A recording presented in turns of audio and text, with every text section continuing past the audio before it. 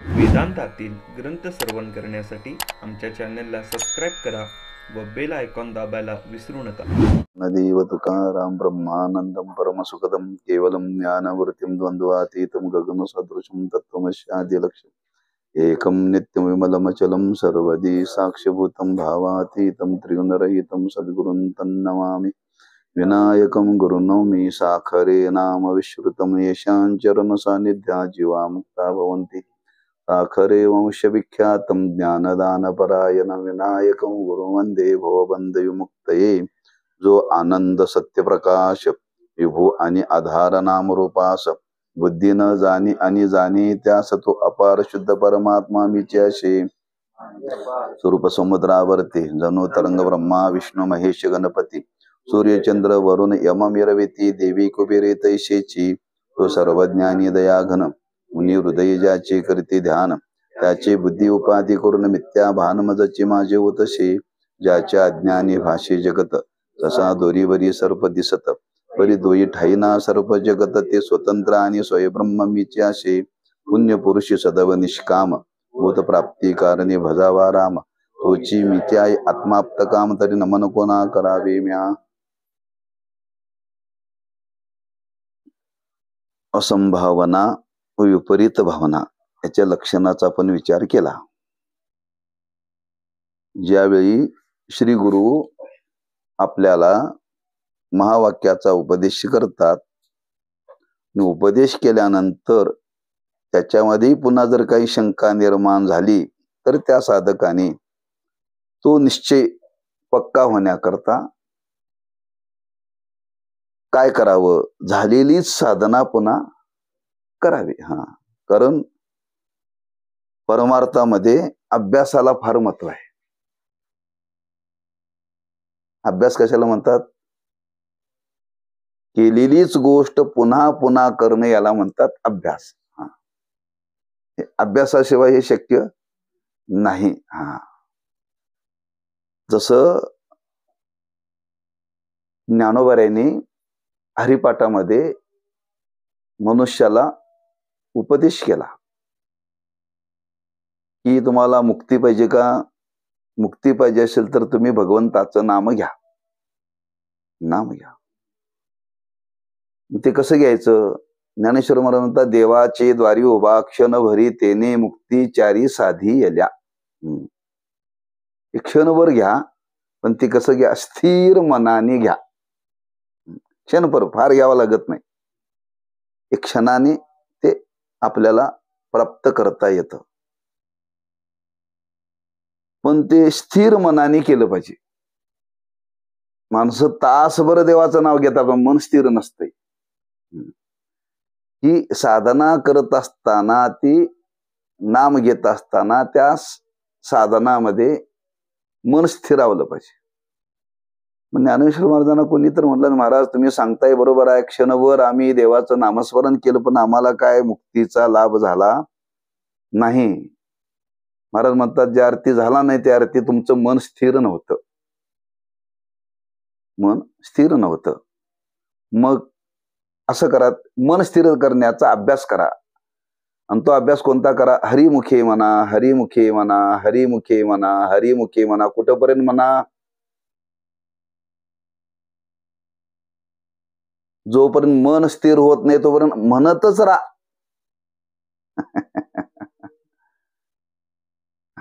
पुन्हा पुन्हा त्या भगवंताचं नाम घ्या. पुन्हा पुन्हा नामस्मरण करण्याने मन स्थिर होईल. हे जसं वर्णन केलंय तसं जीव ब्रह्मैक्य निश्चय होण्याकरता जर काही त्याच्यामध्ये प्रतिबंध निर्माण झाला, त्या प्रतिबंधाच्या निवृत्ती करता पूर्वी झालेली साधना पुन्हा करायची आहे.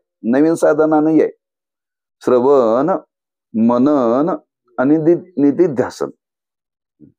तुमची शंका कशी आहे त्या शंकेवरती ती साधना सांगितली. प्रमाण असंभावना असेल तर कोणती साधना करावी? श्रवण. प्रमेय असंभावना असेल तर मनन करावं. आणि विपरीत भावना असेल तर निधिध्यासन करावं. म्हणजे याच्या अगोदरी साधना आपण केलेली आहे, त्या साधकांनी साधना केलेली आहे, पण साधना करूनही तो संदेह निर्माण होतो. त्या संदेह करता साधनाच केली पाहिजे पुन्हा वारंवार. म्हणजे झालेलीच ज्ञानोबांनी वर्णन केले. जव बोधू भेटेना मना तवची या साधना भजावेची लागे. जोपर्यंत बोध प्राप्त होत नाही नाम जसा आपला निश्चय होत नाही तोपर्यंत ती साधना आपल्याला करावीच लागेल. झालेलीच. कशा करता मी आपल्याला सांगतोय. केलेलंच पुन्हा कसं का करायचं कोणी म्हणेल ना. आता तो साधक श्रवण करून आलेला आहे, मनन करून आलेला, निधिध्यासन करून आलेला आहे आणि आता त्या अधिकारावरती आल्यानंतर त्याला सद्गुरूंनी तत्वम पदार्थ शोधन महावाक्याचा उपदेश केलाय आणि उपदेश करूनही जर संदेह निर्माण होत असेल, त्याच्या निश्चयाकरता काही प्रतिबंध निर्माण होत असेल तर पुन्हा तीच साधना करावी लागेल. त्या साधनेनंच हे संदेह निवृत्त होईल. दुसरं याला काही करावं लागणार नाही. जसं ज्ञानोबांनी तुकोबांनी वर्णन की ठाईच बैसोनी करा एक चित्त. हे बसूनच करायचंय, कुठं जायचं नाही. श्रवण करायचंय, मनन करायचंय, निधिध्यासन करायचं, म्हणजे कुठं जायचं नाही. झालेली साधना आहे त्याच पुन्हा परत करायचं आहे. आणि ती परत साधना जर केली तर त्याच्यातून आपला संदेह निवृत्त होईल आणि आपला निश्चय होईल. असा या संदेहाच्या निवृत्ती करता साधनेचा विचार पुन्हा तोच सांगितला बरं का. आता ही अशी साधना करून पुन्हा तो निश्चय होण्याकरता पण आता आणखी पुढे काय करावं लागेल. एवढ्यावरती ज्ञान होतं का. त्यांनी महावाक्याचा उपदेश केलेला गुरूंनी आणि महावाक्याचा उपदेश केल्यानंतर संदेह निवृत्ती करता पुन्हा ती साधना केल्यानंतर आता निश्चय व्हायला पाहिजे. निश्चय व्हायला पाहिजे पण ते निश्चय होण्याकरता पुन्हा आणखी काही विचार मांडतात. आणि तो विचार मांडत असताना इथं सांगितलं अपरोक्ष ज्ञानास हेतू म्हणजे कारण. अपरोक्ष ज्ञान होण्याकरता कारण काय आहे त्याचं वर्णन करतायत. जीव ब्रह्मैक्य अपरोक्ष ज्ञानास प्रत्यक्ष हेतू म्हणजे कारण श्रोत्राशी महावाक्याचे संबंध रूप प्रथम श्रवण आहे. म्हणजे गुरूंनी केलेल्या महावाक्याचा उपदेश कानाने ऐकणे हे आहे. वेदांत वाक्य दोन प्रकारचे आहेत. त्यात काही अवांतर वाक्य व काही महावाक्य असतात. ज्या वाक्यात जीवाचे किंवा परमात्म्याचे फक्त स्वरूप कथन केलेले असते त्यास अवांतर वाक्य म्हणतात. आणि ज्या वाक्यात जीव परमात्म्याची एकता प्रतिपादन केलेली असते त्यास महावाक्य म्हणतात. अवांतर वाक्याने फक्त ब्रह्माचे अस्तित्व रूपाने ब्रह्म आहे असे परोक्ष ज्ञान होते आणि तू ब्रह्म आहेस असे आचार्यांनी उच्चारण केलेल्या महावाक्याच्या श्रोत्याच्या कर्णाशी संबंध होताच मी ब्रह्म आहे असे ब्रह्माचे आत्मत्वाने श्रोत्यास अपरोक्ष म्हणजे प्रत्यक्ष ज्ञान होते. श्रोत्याशी कर्णद्वारा गुरूंनी उच्चारण केलेल्या वाक्याचा संबंध न झाला तर ब्रह्माचे अपरोक्ष ज्ञान होत नाही. यावरून श्रोत्र संबंधी महावाक्यच अपरोक्ष ज्ञानास हेतू आहे आणि श्रोत्याशी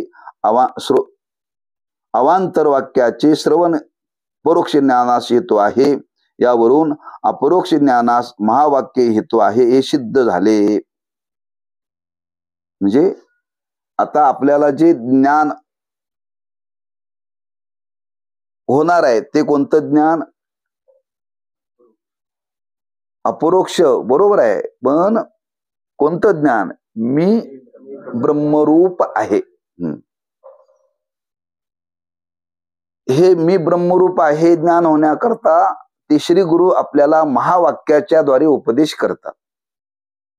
तत्वमसी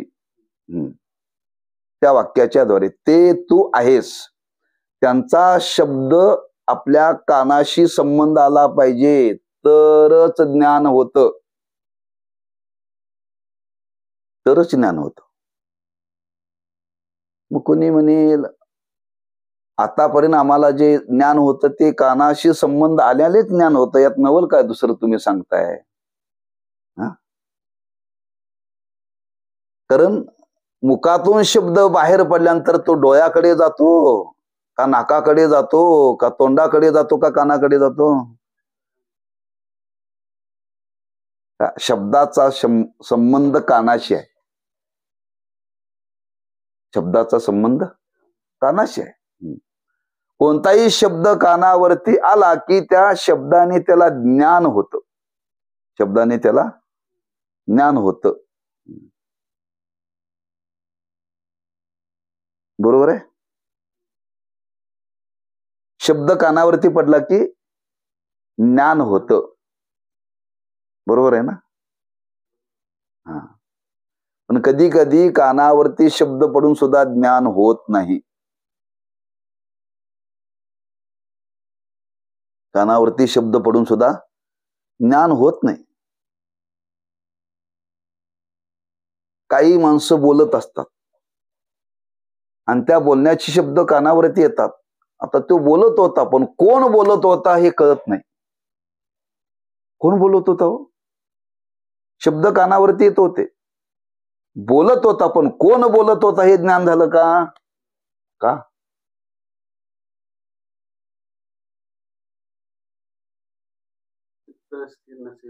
असं नाही नाही नाही नाही नाही नाही नाही. शब्द त्याचे कानावरती पडले की तुम्हाला?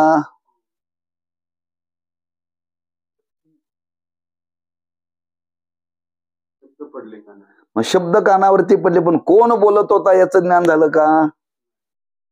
केवळ कानावरती शब्द पडण्याने ज्ञान होतं, कारण कोण बोलतं त्याचं ज्ञान पाहिजे पहिल्यांदा.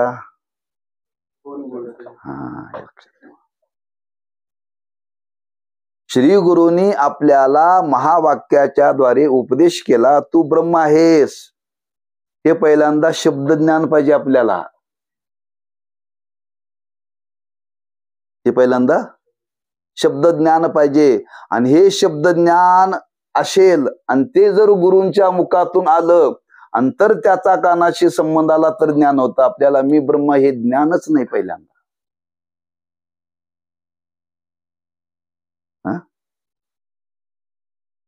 ती व्यक्ती बोलत होती, कानावरती शब्द येत होते, पण कोण बोलतं याचं ज्ञान नाही. का? कोण आहे माहितीच नाही. म्हणजे कोण बोलत होता. नाथ महाराजांनी वर्णन केले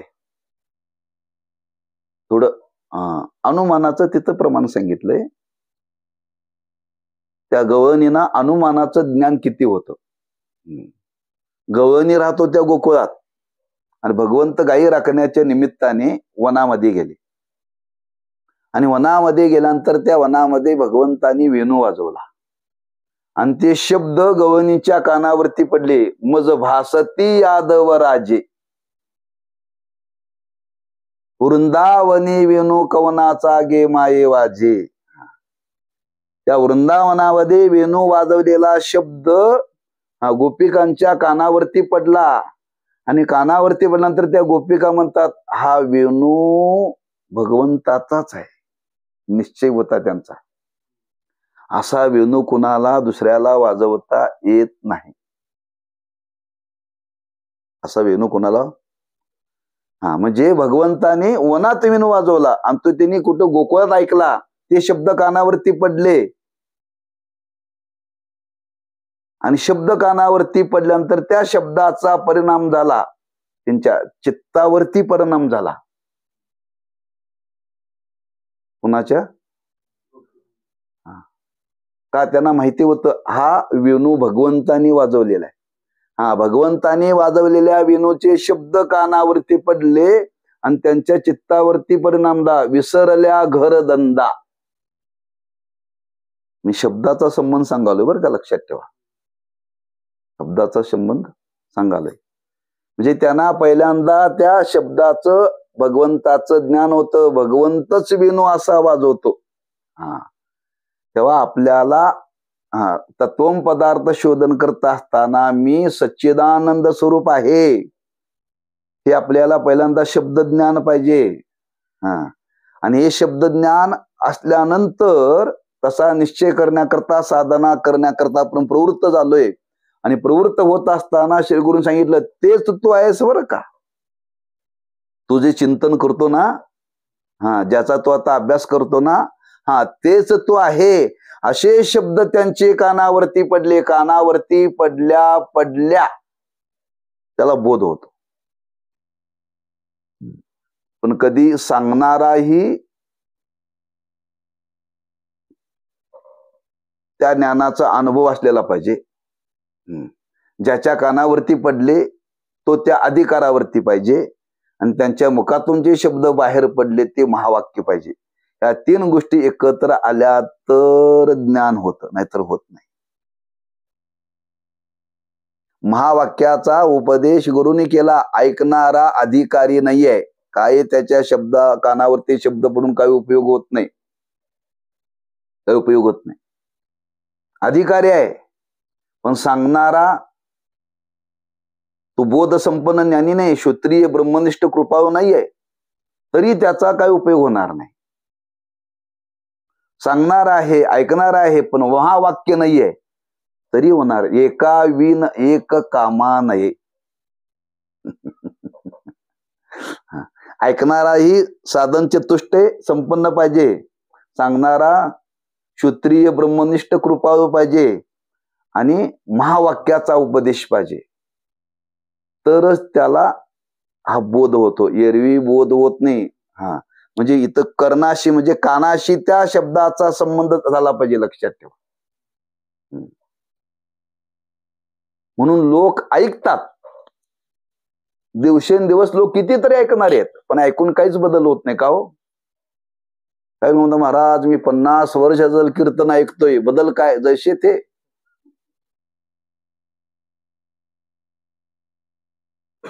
तिथं ऐकणाऱ्याचा दोष का सांगणाऱ्याचा दोष? म्हणजे अधिकारच नाही आपल्याला. आम्ही नेहमी चांगल्यांचंच ऐकतो, पण ऐकून आपल्या जीवनामध्ये बोध झालेला नाही. साधन निर्दुष्ट आहे बरं का. पण ऐकणाऱ्यामध्ये जरी दोष असला पाहिजे, नाहीतर सांगणाऱ्यामध्ये तरी दोष असला पाहिजे, तर बोध होतो, नाहीतर बोध होत नाही. बोध होत नाही. इथं शब्द वापरलाय. काय वापरलाय शब्द? श्रोत्राशी. श्रोत्राशी म्हणजे श्रोत्र म्हणजे कान. महावाक्याचे संबंधरूप प्रथम श्रवण आहे. म्हणजे कानाचा आणि शब्दाचा संबंध आहे. त्याचा विचार फार वृत्ती प्रभाकर मध्ये आलाय बरं का. आणि पंचीकरणामध्ये सुद्धा हा विचार आलेला आहे.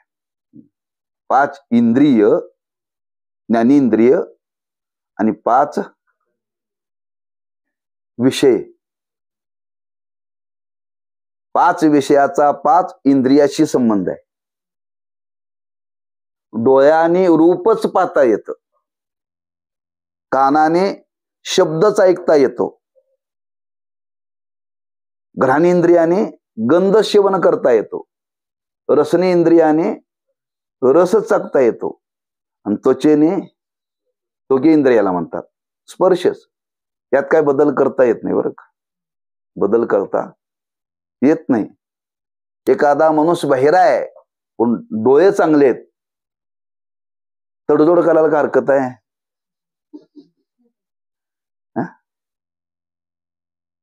ज्याला जन्मताच कान दिले नाहीत, पण देवाने अशी व्यवस्था ठेवायला पाहिजे होती की नाही, ह्याला कान नाहीत, पण कुठल्या तरी डोळ्याच्या वाटेत तरी त्याला ते कळायला पाहिजे की नाही. एखाद्याला कान आहेत पण डोळे नाहीत, इकडचं तिकडं करता येत नाही. ज्या इंद्रियाचा जो विषय आहे त्याच इंद्रियाने त्या विषयाचं ज्ञान होतं, त्या विषयाचं ज्ञान होतं बरं का. दुसऱ्या विषयाचं ज्ञान होत नाही. शब्दाचा कानाशी संबंध आला तर ज्ञान होतं. त्या शब्दामध्ये फार मोठं सामर्थ्य आहे. मी तर शब्द प्रमाण प्रबल मानलेला आहे. ज्ञान होतं मग शब्दा बहुसार उपकाराची राशी. तुकोबरांनी वर्णन केले त्या शब्दाचे आमच्यावरती फार मोठे उपकार आहेत. आज शब्दानेच आपल्याला ज्ञान झालं. मी ब्रह्मरूप आहे, त्या शब्दाचे उपकार मानलेत संतांनी. त्या शब्दाचे उपकार मानले म्हणजे शब्दामध्ये फार सामर्थ्य आहे. तुम्ही जर एखाद्याकडे गेला म्हणले साहेब तुम्ही अमुक अमुक माणसाला फक्त फोन करून सांगा, तुमच्या शब्दात होतंय बरं का, तुमच्या शब्दाने होतंय, बाकी कशाने होत नाही. म्हणजे काही काही सत्तेवर असलेल्या लोकांच्या शब्दाला किंमत आहे. बरोबर आहे ना. हा, शब्दाने होत. एकाने सांगितलं महाराज असं असं तुमच्या ओळखीचे साहेब आहेत, मला एकाने फोन केला, फक्त तुम्ही म्हणलं तुम्ही जा, नाही नाही तुम्ही फोन करून सांगा म्हणजे लवकर काम होईल. म्हणजे शब्दाचा संबंध फार आहे, लक्षात ठेवा. म्हणजे गुरूंच्या मुखातून जो महावाक्याचा उपदेश केला जातो, त्या महावाक्याच्या द्वारे आपल्याला हे जीव ब्रह्मैक्य ज्ञान होतं. इथं सांगायचं आहे त्या ज्ञानाला हे अपरोक्ष ज्ञानच कारण आहे, शब्दच. महावाक्यानेच आपल्याला ते ज्ञान होतं. कोणतं? अपरोक्ष. मी सच्चिदानंद स्वरूप आहे असा अनुभव येणं याला अपरोक्ष. मी सच्चिदानंद स्वरूप आहे आपल्याला आहे ज्ञान, शब्द ज्ञान आहे. शब्द ज्ञान आहे बरं का. पहिल्यांदा शब्द ज्ञान लागतं. शब्द ज्ञान असेल तर अपरोक्ष ज्ञानाचं ज्ञान होतं. शब्द ज्ञान असेल तर अपरोक्ष ज्ञान होत नाही. म्हणून तिथं वर्गीकरण केलं, महावाक्य आणि अवांतर वाक्य. अवांतर वाक्याने शब्द ज्ञान होतं आणि महावाक्याने अपरोक्ष ज्ञान होतं. म्हणजे अपरोक्ष ज्ञानाला मी सच्चिदानंद स्वरूप आहे ज्ञान होण्याकरता काय लागतं? महावाक्यच गुरूंच्या मुखातून यावं लागतं, तर आपल्याला ज्ञान होतं. आपण इथपर्यंत साधना करत आलेला आहोत. ग्रंथ वाचून मी सच्चिदानंद स्वरूप असं ज्ञान होत नाही. ज्ञान होत नाही. त्याला सांगणारा त्या अनुभूतीला प्राप्त झालेला पाहिजे आणि त्याच्या मुखातून आलं तरच. म्हणून ज्ञानोबांनी त्या गीतेचं वर्णन करताना हेच वर्णन केले. काय वर्णन केले? भक्तराज कीर्ती परिसतो असे. ऐकणारा कोण आहे? आधीच विवेकाची गोटी. गीता म्हणजे विवेकाची गोटी, विवेकाच्या गोष्टी आहेत. ऐकणारा कोण आहे? भक्तराज आहे. आणि सांगणारा कोण आहे? जगजेटी देव आहे. म्हणून तर अर्जुनाला बोध झाला ना. सांगणारा देव आहे, ऐकणारा अर्जुन आहे, आणि जे सांगितले त्या संसाराच्या गोष्टी सांगितल्या नाहीत. गीता म्हणजे विवेकाच्या गोष्टी, आधीच विवेकाची गोष्टी. जे तीन गोष्टी एकत्र याव्या लागतात तर ज्ञान होतं, तर होत नाही. लक्षात ठेवा. आता विवेकाची गोष्ट सांगितली. विवेकाची अर्जुनाबरोबर ऐकणारे किती होते?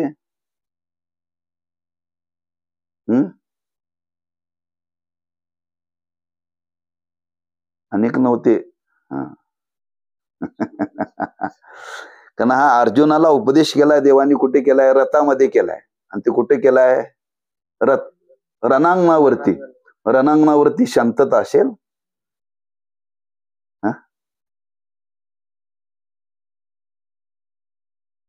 डॉल्बी वाजायला लागला आणि तिथं आपण प्रवचन केलं, ऐकायला जाईल? नाही जाणार. आता त्या युद्धाच्या ठिकाणी काय वातावरण असेल याचा विचार करा. आणि अशा वातावरणामध्ये अर्जुनाला देवाने उपदेश केला. काय अर्जुनाच्या चित्ताची एकाग्रता असेल विचार करा. आपण खोली बंद करून सुद्धा आपलं एकाग्र होत नाही.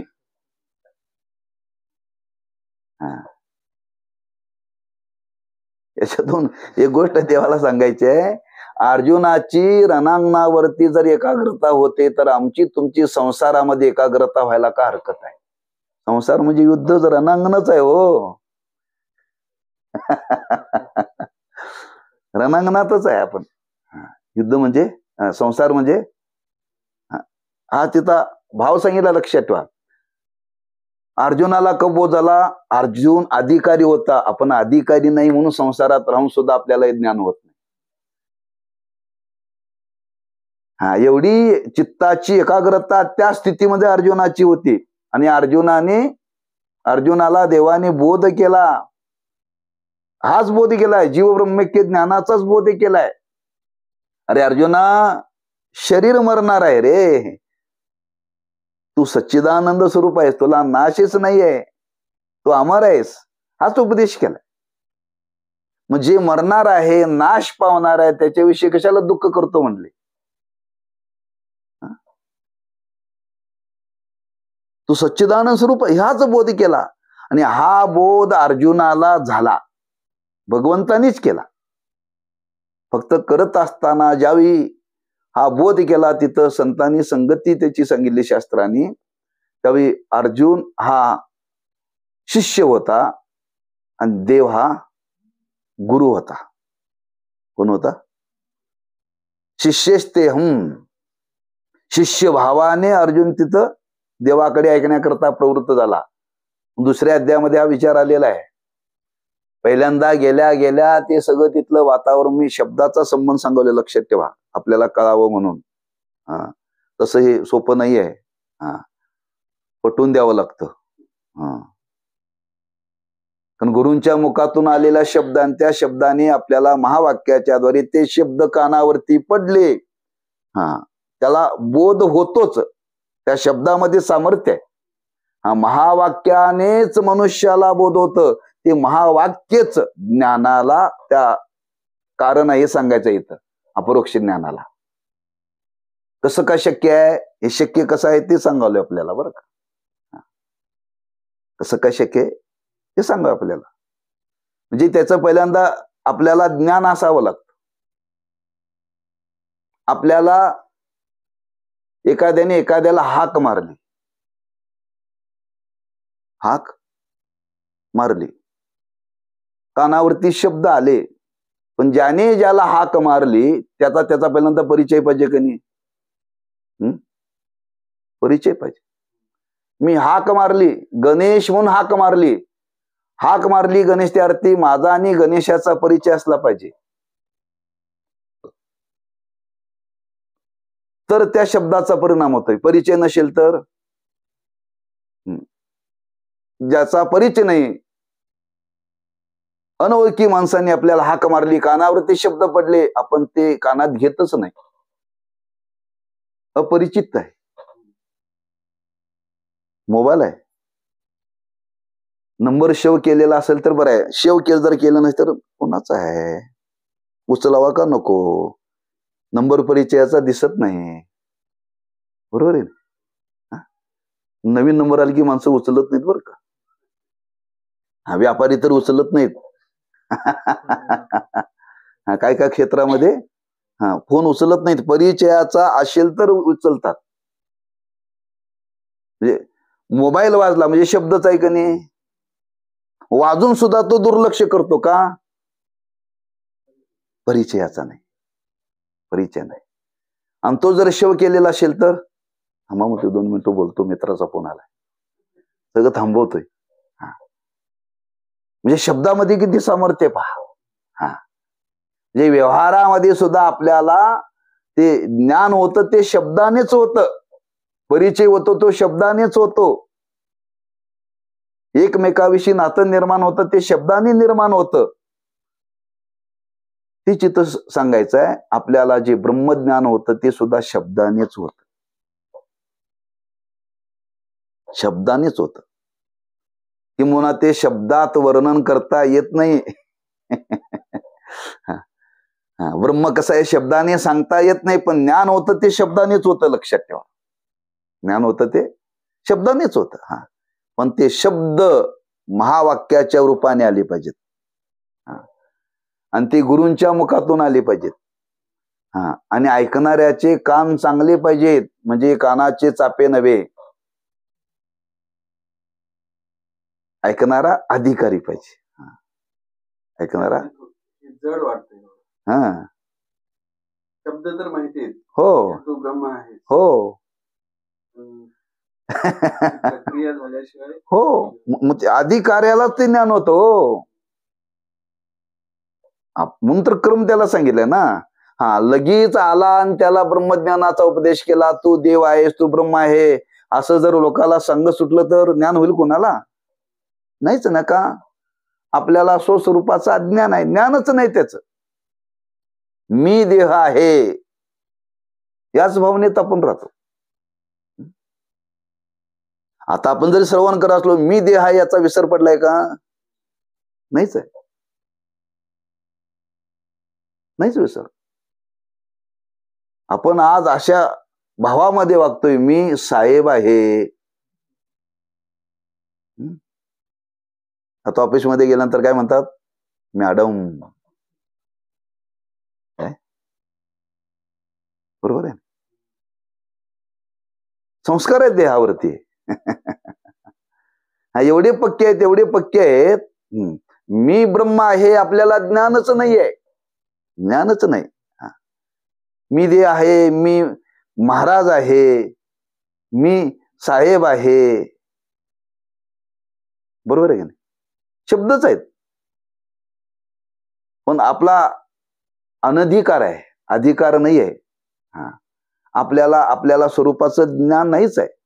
म्हणून जो साधना करत या अवस्थेपर्यंत आलाय, त्याच्या कानावरती महावाक्याचे शब्द पडले की त्याला हे ज्ञान होत. ज्याचा अधिकार नाही त्याला होणारच नाही, होणारच नाही, लक्षात ठेवा. म्हणून शब्दाचं सामर्थ्य सांगत असताना गमतीदार सांगितलं जातं बरं का. गुरुवरे सक्रे महाराज गमतीनं सांगायचे, पशुला सुद्धा शब्दाचं ज्ञान आहे. इतराने हाक मारण्याने आणि मालकाने हाक मारण्याने पशु ओळखतो बरं का. माणसाची गोष्ट बाजूला ठेवा.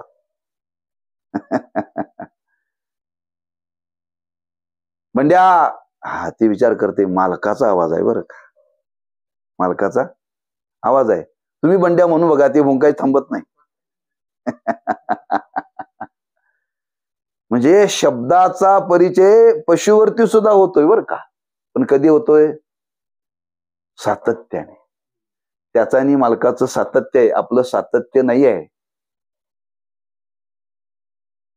साधकाचं सातत्य आहे, आम्ही साधक भूमिकेत नाहीच आहे. ते आमचं सातत्य नाहीच आहे. आपण कितीही बंड्या म्हणून जर कुत्र्याला हाक मारल्या, आम्हाला कितीही संतांनी सांगितलं तू ब्रह्म आहेस, तू ब्रह्म आहेस, तू ब्रह्म आहेस, त्या बंड्यात आणि आपल्यात काहीच फरक नाही.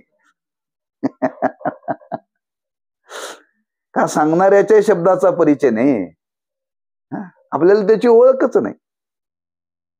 ओळख असावी लागते. शब्दाचा परिणाम पशुवरती होतो सुद्धा, लक्षात ठेवा. म्हणून महाराज गमतीनं सांगतात, महाराज म्हणले, मी एकदा शेतामध्ये नांगर धरायला गेलो. नांगर धरायला गेल्यानंतर आता त्या बैलाला ते शब्द वापरावे लागतात, बरोबर आहे ना. तिथले शब्द आहेत हो. बैलाला त्या नांगरण्याकरता काय शब्द वापरावं लागतात? काय हाल्या तरी म्हणावं लागतं, काहीतरी म्हणावं लागतं. महाराज म्हणले, मी गेलो नांगर धरला आणि ते दोन्ही बैलाचे 2 कासरे धरले आणि मी त्या शब्दामध्ये बैलांना बोललो. बोलल्याबरोबर उभी असलेली बैल खाली बसली म्हणे. उभी असलेली बैल खाली बसली. फार प्रयत्न केला, ती बैल काही उठना. बरं का. नेहमी जो नांगर राखणारा होता त्याला सांगितलं, अरे याला उठव. ते मला, महाराज माझ्याकडे द्या कासरे म्हणलं. कासरे दिले नाही ना, त्या शब्दामध्ये हाक मारवली, ती बैल उठून उभं राहिली बरं का. लगेच त्यांनी विचारलं, असं काय? अरे मी पण हाका मारल्या बैलाला, बैल उठली नाहीत, उभी असलेली बसली, आणि तो हाका मारल्यावर बसलेली उभी राहिली. असं काय? म्हणले महाराज, म्हणले बैलाला शब्द कळतात, म्हणजे आवाज कळतात. तुमचा आवाज आहे त्या बैलाने वय केला, हा कीर्तनकाराचा आवाज आहे. कीर्तनी बसून ऐकायचं असतंय. कीर्तने बसून ऐकायचं आहे, तेव्हा ती उभी असलेली बसली म्हटली. हा, आणि मी आवाज दिल्यानंतर त्याच्या लक्षात आला हा आवाज शेतकऱ्याचा आहे, उभं राहायचं असतंय. हा, म्हणजे शब्दामध्ये एवढं सामर्थ्य आहे. हा, सामान्य रूपाने शब्दाचा परिणाम पशुवरती सुद्धा होतो, पशुवरती सुद्धा होतो. तसं महावाक्य हे शब्दच आहे, पण महावाक्य आहे. हा, बर का. आणि त्या शब्दाचा संबंध कानाशी आला पाहिजे. कानाशी आला पाहिजे म्हणजे ज्याच्या कानाशी आला पाहिजे तो त्या मनाचा अधिकारी पाहिजे. हा, म्हणून तर ज्ञानोबांनी वर्णन आहे, काना वचनाची भेटी सरीसाची पै उटी वस्तू होनी उटी कवन एक जो. शब्द वापरले तुकोबरान, तेच वरण आहे. तुका म्हणे कानी ऐकेली मात तोची झाला घात जीवपणा. हा, शब्द कानावरती पडल्या पडल्या घात झाला जीवपणा. मी जीव नाही, मी ब्रह्मरूप आहे असा बोध झाला. म्हणजे महावाक्यरूपी शब्दाचा संबंध कानाशी आला पाहिजे. ते कान कोणाचे पाहिजेत? अधिकाऱ्याचे पाहिजेत. हा, त्या अधिकाऱ्याच्या कानावरती पडले की त्याला हे अपरोक्ष ज्ञान होतच. अपरोक्ष ज्ञान होतच, तिथं राहतच नाही, संदेश राहत नाही कुठला. म्हणून तत्वम पदार्थ शोधन सांगत असताना त्याचा संबंधित आहे बरं का. मधी शंका जर आली, ती शंका कशी येते, मग तिथे शंकेचं कारण सांगितलं इथं. हा, श्रवण मनन निधिध्यासन तत्वम पदार्थ शोधन त्यांनी करायचं आहे. आणि ते करत असताना सद्गुरू आपल्याला महावाक्याचा उपदेश करतात. महावाक्याचा उपदेश करत असताना त्याच्या मनामध्ये जर काही शंका निर्माण झाली तरी ती शंका घालवण्याकरता ती पुन्हा साधना सांगितली, त्या शंकेचं वर्णन केलं. आता ती पुन्हा शंका घालून पुन्हा तो आता साधनेमध्ये प्रवृत्त झालेला आहे. आता पुन्हा त्या महावाक्याचा उपदेश गुरुनी त्याला केल्याबरोबर त्याच्या कानाशी संबंध आल्याबरोबर त्याला बोध होतो. बोध होतो. म्हणून अर्जुनाला बोध झाला, गवळणीना बोध झाला. त्या गवळणी बरोबर गावातले लोक सुद्धा ते वेणू ऐकत होते, पण त्यांच्यावरती काय परिणाम झाला नाही. गवळणीच्या मनावरती परिणाम झाला बरं का. म्हणजे ऐकणारा कोण पाहिजे? अधिकारी. त्या अधिकारापर्यंत पोहोचला पाहिजे. म्हणून इथं शब्द सांगितला की श्रोत्राशी महावाक्याचे संबंध रूप प्रथम श्रवण आहे. महावाक्याचं श्रवण हे कानाने गुरूंच्या मुखातून पहिल्यांदा होतं बरं का अधिकाऱ्याला. म्हणजे गुरुनी केलेल्या महावाक्याचा उपदेश कानाने ऐकणे हे आहे. म्हणजे कानाशी त्या शब्दाचा संबंध होतो. कुठल्या शब्दाचा? महावाक्यरूपी. महावाक्यरूपी शब्दाचा संबंध होतो. आणि ते शब्द कानावरती पडल्यानंतर त्याने ऐकले म्हणजे त्याच्या हृदयाला जाऊन ते भिडले.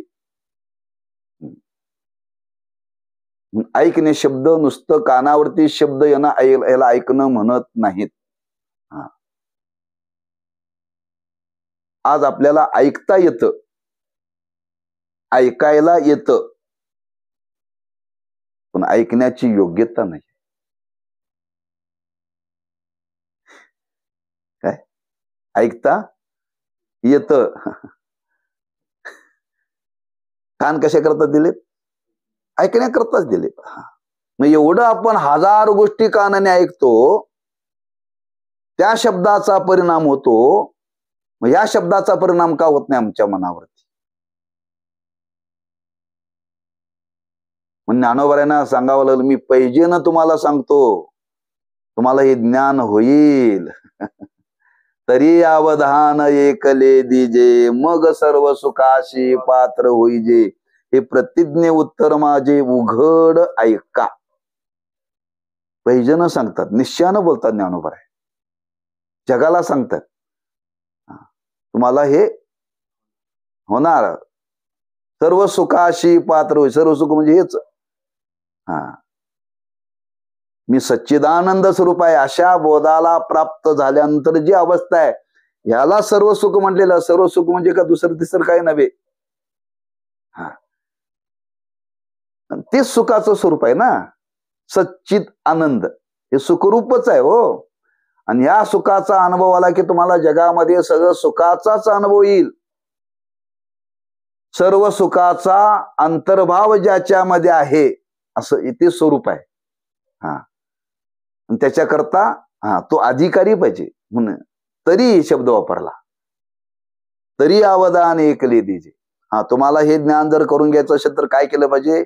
अवदान एकले दिलं पाहिजे. म्हणजे कान तिकडे दिले पाहिजेत. म्हणजे काय केलं पाहिजे? त्याच्या अंतःकरणातला मलदोष गेला पाहिजे, विक्षेप दोष गेला पाहिजे, आवरण दोष गेला पाहिजे.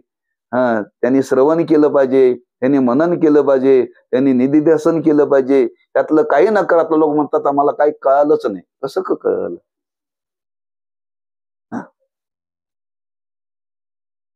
म्हणून मी मगाशी सांगत होतो अर्जुनाला उपदेश केला.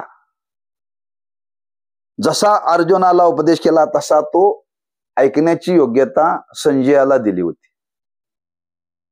संजयाला दिली होती. कारण त्या धृतराष्ट्राची इच्छा होती मी आंधळा आहे, मला तिथं जाता येणार नाही, पण मला ते सगळं युद्ध पाहायला मिळालं पाहिजे. पाहता येत नाही, इतिहास मला कळायला पाहिजे त्याचा.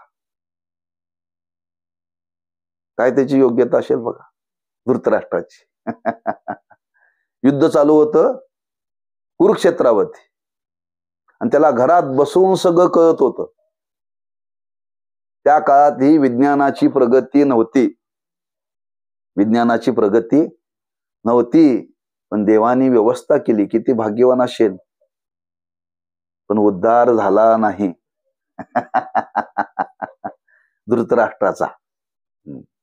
आम्हा तुम्हाला ऐकण्याची योग्यता दिलेली आहे, शब्द कानावरती पडतायत, पण ऐकूनही आमच्यावरती परिणाम होत नाही. आपण धृतराष्ट्रासारखेच आहोत.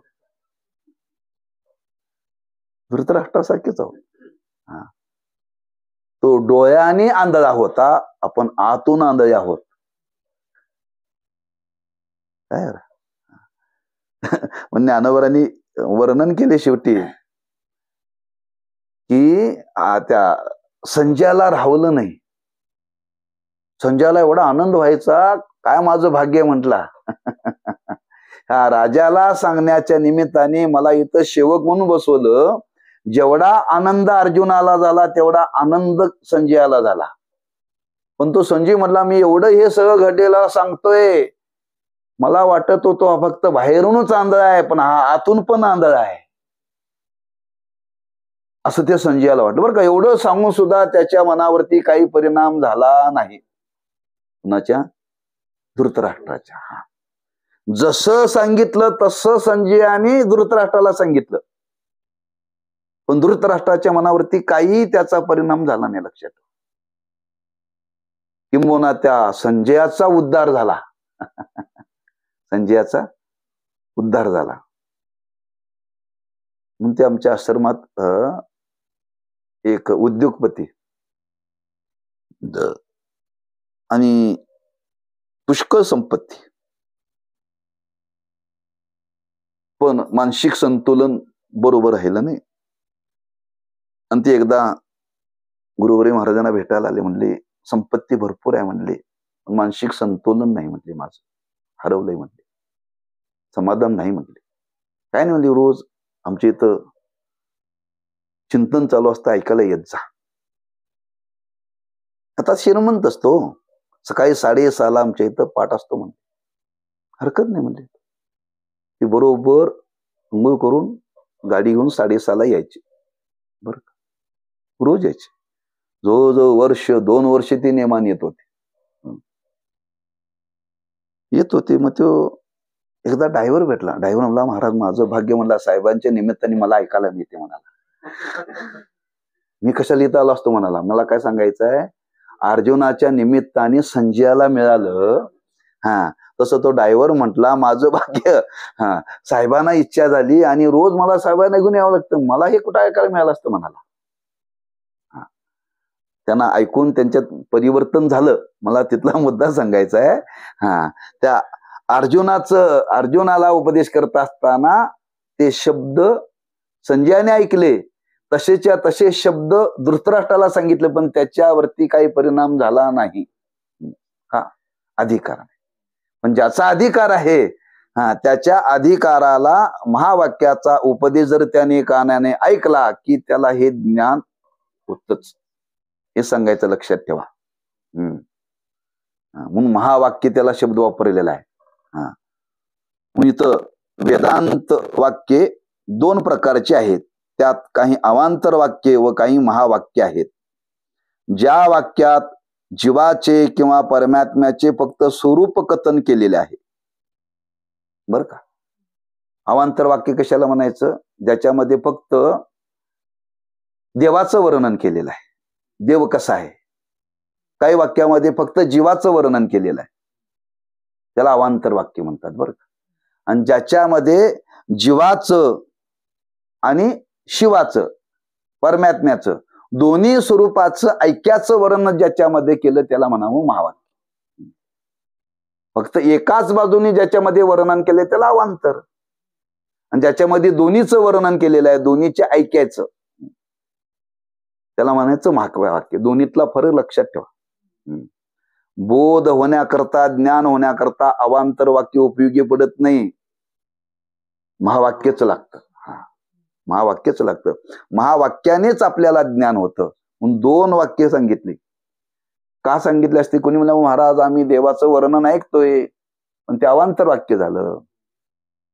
आम्ही जीवाचंही स्वरूप ऐकलंय, अवांतर वाक्य झालं. अवांतर वाक्याने ब्रह्मज्ञान होत नाही, बोध होत नाही. बोध होण्याकरता महावाक्यच पाहिजे. म्हणून दोन प्रकारचे वाक्य सांगितले. का? काही काही ठिकाणी फक्त जीवाचं वर्णन केले, काही काही ठिकाणी शास्त्रामध्ये वर्णन केले, वेदामध्ये.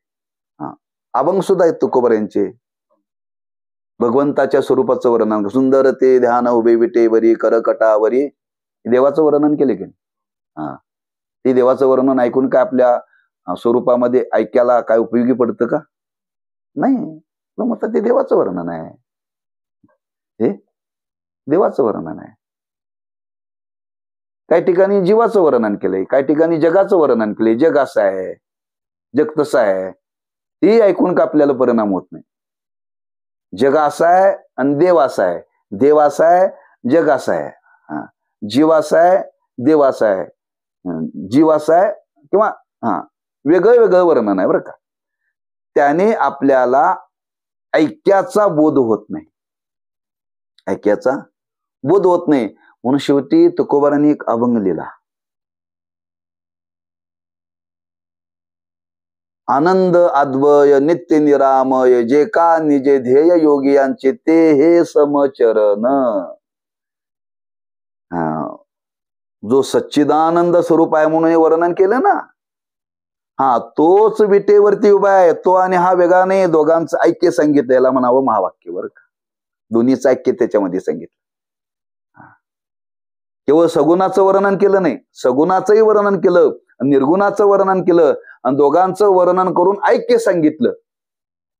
असं वाक्य ऐकलं की आपल्याला त्या ऐक्याचा बोध होतो.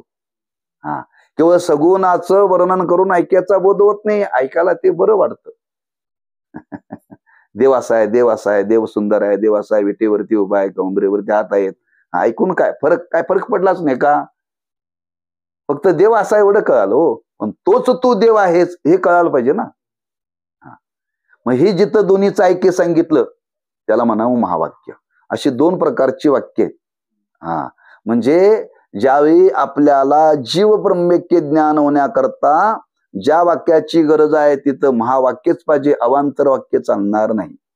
महावाक्यानेच बोध होतो, म्हणून त्यास अवांतर वाक्य म्हणतात. आणि ज्या वाक्यात जीव परमात्म्याची एकता प्रतिपादन केलेली असते त्यास महावाक्य म्हणतात.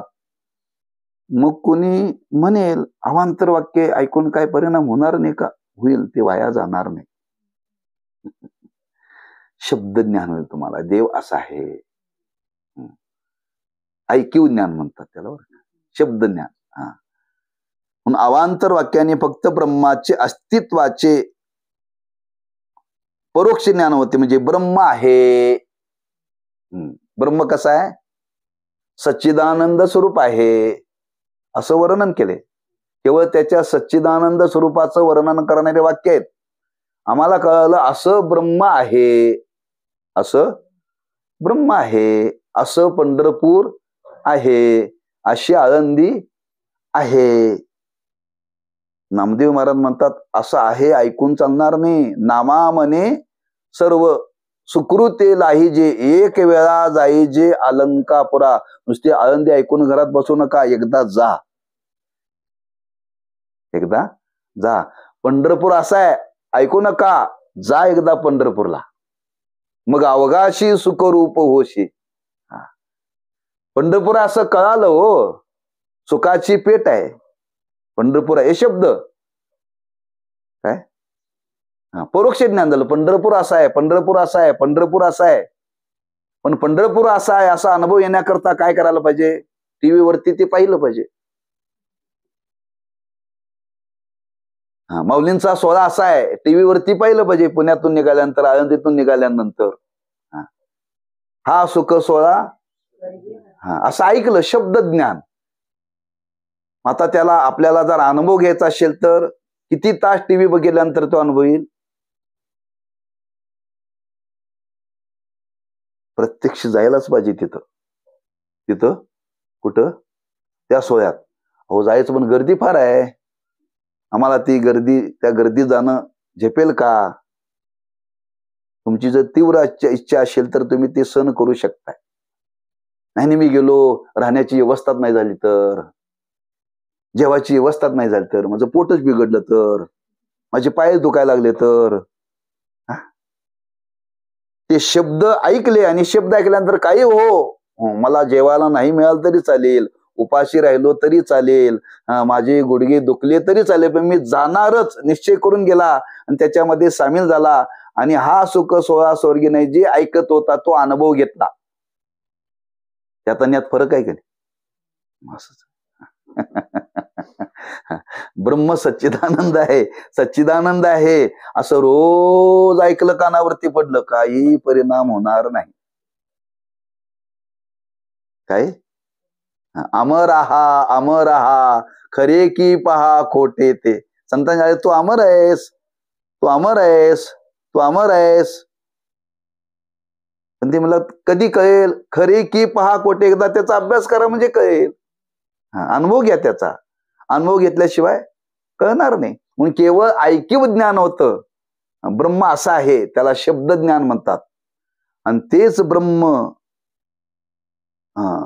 आपल्या स्वरूपापासून भिन्न नाही आहे, किंवा आपलं स्वरूप त्या ब्रह्मापासून भिन्न नाही आहे असं आपल्याला ज्यावेळी ज्ञान होईल त्याला म्हणावं अपरोक्ष ज्ञान. म्हणजे अपरोक्ष ज्ञानानेच आपल्याला महावाक्याचा बोध होतो. मी सच्चिदानंद स्वरूप आहे असं सामर्थ्य त्या महावाक्यामध्ये. म्हणून अपरोक्ष ज्ञानाला कारण काय आहे? महावाक्य, शब्द ज्ञान हे सांगायचं बरं. म्हणजे महावाक्याचा उपदेश का त्याला महत्व दिलं? शेवटी आपल्याला जे अपरोक्ष ज्ञान होतं, मी सच्चिदानंद स्वरूप हे शब्द महावाक्यानेच होतं. शेवटी शब्दाने ज्ञान होतं. किंबहुना ते शब्दात वर्णन करता येत नाही, शब्दामध्ये मांडता येत नाही, पण शेवटी होतं ते शब्दानेच होतं. पण कधी होतं?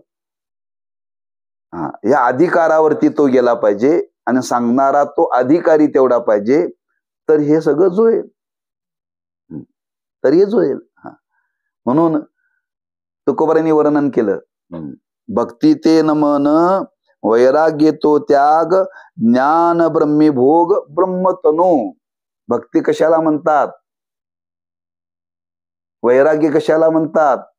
ज्ञान कशाला म्हणतात? हे तुम्हाला सांगितलं. पण याचा जर तुम्हाला अनुभव याचा असेल तर काय करावं? देहाच्या निराशे, देहाच्या निरसने पावे जे या ठाया. तुम्हाला त्या भक्तीचा अनुभव घ्यायचा असेल तरी देहाचं तादात्म्य सोडावं लागेल. वैराग्याचा अनुभव यायचा असेल तर त्या देहाचं तादात्म्य, देहाचा निराश करावा लागेल. त्याशिवाय तुम्हाला अनुभव येणं शक्य नाहीये. देहाच्या निरसने पावी जे या ठाया. म्हणजे भक्तीचा अनुभव येण्याकरता सुद्धा देह तादात्म्य सोडावं लागतं. लोकांना वाटतंय म्हणून आसक्ती ज्याची देहावरती आहे त्याला भक्तीचा अनुभव येत नाही, आल्यासारखं वाटतंय.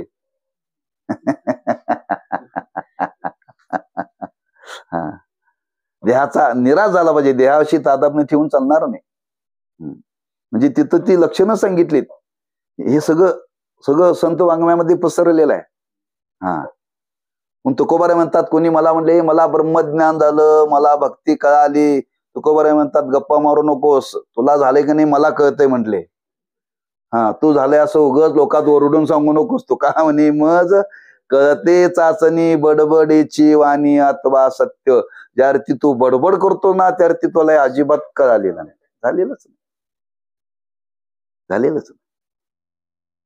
पोट भरले हे तोंडाने सांगावं का ढेकर यावा? ढेकर आला पाहिजे. ढेकर आला की समजावं पोट भरलं. जोपर्यंत ढेकर येत नाही तोपर्यंत पोट भरलेलं नाही बरं का. म्हणजे तृप्ती झाली ही ढेकराने कळे, त्याची येता ती ढेकर आनंदाचे हरिहर. म्हणजे अनुभव म्हणजे पोट भरल्याचा अनुभव कशावरून? शब्दाने सांगितला जातो का ढेकरावरून? मग ढेकर हे असं बोलून दाखवावं लागतात का अनावर्तने येतात? तुकोबाराय काही माणसं बळजबरीनं आणण्याचा प्रयत्न करतात. काही लोकांना जर जेवायचं नसेल उगाच बळजबरीनं ढेकर आणायचा प्रयत्न करतात. प्रमाण आहे तुकोबारायांचं त्याला. त्याला ढेकर म्हणत नाहीत बरं का. ढेकर यावा लागतो. ते शब्द नाहीत, अनुभूती आहे ती. मी जेवलो, माझं पोट भरलं, हे शब्द आहेत. आणि ढेकर हे जरी शब्द असले तर ते अनावर्तेने येतात, ते आणावे लागत नाहीत. जसं मी सच्चिदानंद स्वरूप आहे, मला ज्ञान झालंय सांगावं लागत नाही, त्याला अनुभवच येतो. त्याला अनुभव येतो. आणि हा अनुभव कधी येतो? या महावाक्याने. म्हणून त्या महावाक्यानेच आपल्याला हे जीवब्रह्मैक्य ज्ञान होतं. म्हणून हेच त्याच्यामध्ये मुख्य आहे, हे इथं सांगायचं आहे. म्हणून ब्रह्म आहे असे परोक्ष ज्ञान होते आणि तू ब्रह्म आहेस असे आचार्यांनी उच्चारण केलेल्या महावाक्याचा श्रोत्याच्या करणाशी संबंध होताच मी ब्रह्म आहे असे ब्रह्माचे आत्मत्वाने श्रोत्यास अपरोक्ष प्रत्यक्ष ज्ञान होते. आचार्य म्हणजे गुरुना आचार्य म्हटलेला इथं शब्द आहे बरं का. कुणाला तरी आचार्य म्हटलेलं नाही. प्राचार्य वेगळं, आचार्य वेगळा. त्याचं लक्षण पुढं येईल. गुरूंचं लक्षणाचा पुढे विचार आहे. आता इथं विचार चाललाय अधिकाराचा आणि त्या ज्ञानाच्या स्वरूपाचा विचार चाललाय बरं का. स्वरूपाचा विचार चाललाय. असं ज्ञान अधिकाऱ्याला होऊ शकतं, ते महावाक्याने होतं. म्हणून तत्व पदार्थ शोधन ही साधना त्या साधकाने केली पाहिजे. पुन्हा आपल्याला ते साधनेमध्ये प्रवृत्त करत असताना सांगतात की शेवटी त्याच साधनाने आपल्याला ज्ञान होईल. आणि ते साधन जर कोणतं असेल तर महावाक्य. म्हणून त्या आपल्या जीवब्रह्मैक्य ज्ञानाला हे मुख्य कारण आहे. म्हणून त्यांनी तू ब्रह्म आहेस असा उपदेश केल्यानंतर आपल्याला त्याचा कानाशी संबंध आल्यानंतर अपरोक्ष नाम प्रत्यक्ष ज्ञान होते. म्हणून श्रोत्याशी कर्णद्वारा गुरूंनी उच्चारण केलेल्या वाक्याचा संबंध न झाला तर ब्रह्माचे अपरोक्ष ज्ञान होत नाही. त्याने जर उपदेश नाही केला तर होत नाही. कोणी म्हणे आम्ही त्याचं ध्यान करून होत नाही. शेवटच्या क्षणाला उपदेशच लागतो. तुम्ही साधनेने इथपर्यंत आला, साधनेने इथपर्यंत आल्यानंतर शेवटी त्यांच्या मुखातून हे वाक्य यावंच लागतं. त्याच वेळेला हे ज्ञान होतं. तुम्ही कितीही ग्रंथ वाचा, वळून प्या.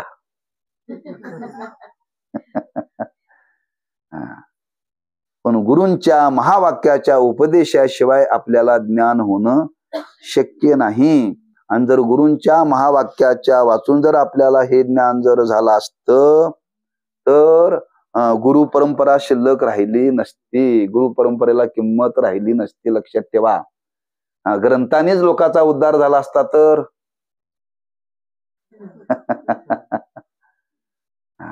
म्हणून गुरु परंपरेला फार महत्व आहे. म्हणजे केवळ साधना करत तिथपर्यंत जावं लागतं. म्हणून ज्ञानोपर्यंतची संगती सांगितलेली आहे, फार सुंदर सांगितलेली आहे. ज्ञानोबा म्हणतात आंब्याचं झाड आहे, त्या आंब्याच्या झाडाला आंबे लागलेले आहेत. आणि आंब्याच्या झाडाला आंबे लागल्यानंतर तो आंबा पिकलाय हे पोपटाला सांगावं लागत नाही. तो बरोबर त्या वेळेला आंब्याला पाड आला की पोपट तिथं येतोच, त्याला आमंत्रण करावं लागत नाही. या अधिकारावरती आपण आलो की आपल्याला असे सांगणारे भेटतातच. ते आंबे काय असं वाऱ्यानं सांगत नाही, पोपट दादा मला पाड आला ये आता खायला. आताच्या भाषेमध्ये असं फोन केलं सांगत नाहीत. ती योग्यताच तशी आहे. तो ऋतूच तसा आहे.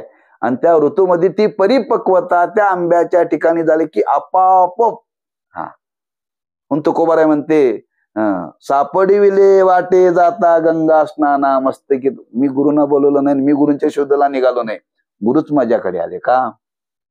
अधिकार झाला परिपक्व. अधिकार परिपक्व झाला की गुरु येतात. म्हणून आपण साधना करत तिथपर्यंत आलो की शेवटी गुरु भेटतात आणि गुरु आपल्याला महावाक्याचा उपदेश केलं की बोध होतो त्याला. एवढ्या साधनेपर्यंत आपण जावं लागतं.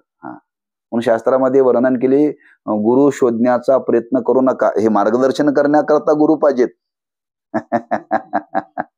मार्गदर्शन करण्याकरता गुरु पाहिजेत. म्हणून गुरुमध्ये प्रकार सांगितले. म्हणून दत्तात्रयाने 24 गुरु केले.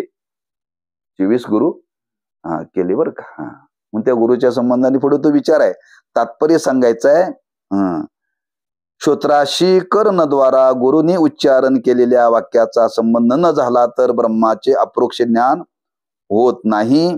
यावरून श्रोत्र संबंधी महावाक्यच अप्रोक्ष ज्ञानास हेतू आहे आणि श्रोत्याशी अवांतर वाक्याने श्रवण अपरोक्ष ज्ञान हेतू आहे. यावरून अपरोक्ष ज्ञानास महावाक्यच हेतू आहे हे सिद्ध झाले. महावाक्यानेच आपल्याला बोध होतो. जीव ब्रह्मैक्य ज्ञानाचा एरवी कशाने होत नाही हे इथं निश्चयानं सांगायचं आहे. म्हणून त्या महावाक्याचं आपण चिंतन केलं पाहिजे. कोणी? साधकाने. म्हणजे आपण सुटलो. साधकाने केलं पाहिजे. आपण साधक नाही. आपण साधक नाहीये. हा साधकाला उपदेश केलाय. आपण फक्त आता साधायचं बघतोय. साधायचं बघतोय. म्हणून या पद्धतीने हे ज्ञान होण्याकरता या महावाक्याचा आपल्या जीवनामध्ये संबंध गुरूंच्या मुखातून यावं लागतो. त्यावेळी आपल्याला हे ज्ञान होतं. आता तिथं संदेह कुठला राहिलेला नाही बरं का. कुठला संदेह राहिला नाही.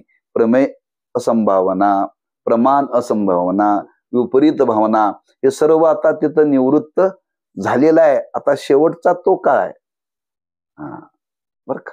आणि त्या काळामध्ये आपल्याला हे ज्ञान होतं. पुन्हा याच्याविषयी काही विचार मांडलेला आहे, काही शंका शिष्याने घेतलेल्या आहेत, त्याचा विचार आपण पुढच्या पाठात करू. पुंडलिक वरदारी विठ्ठल श्री ज्ञानदेव तुकाराम. विठ्ठल विठ्ठल.